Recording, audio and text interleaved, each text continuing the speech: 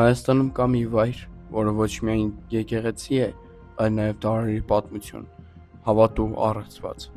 Սա Գեղարդավանքն է, Հայաստանի ամենահայտնի և յուրահատուկ վանքերից մեկը։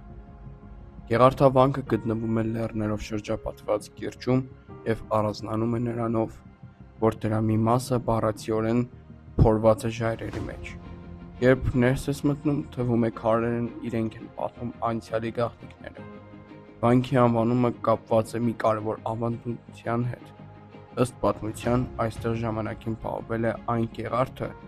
նիզակը, որով խոցել էին Հիսուս Քրիստոսին խաչելիության ժամանակ։ Հենց այդ պատճառով էլ վանքը ստացել է Գեղարդ անվանումը։ Դարեր շարունակ Գեղարդավանքը եղել է ոչ միայն աղոթքի վայր, այլ նաև հոգևոր ու մշակութային կարևոր կենտրոն։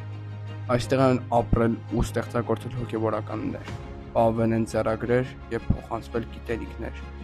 Ամենահետաքրքիր առանձնահատկություններից մեկն այն է,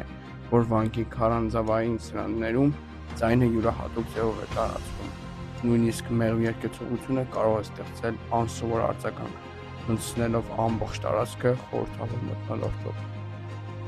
Այսօր Գեղարդավանքը այցելում են հազարավոր մարդիկ աշխարհի տարբեր երկրներից ոչ միայն պատմությունը բացահայտելու,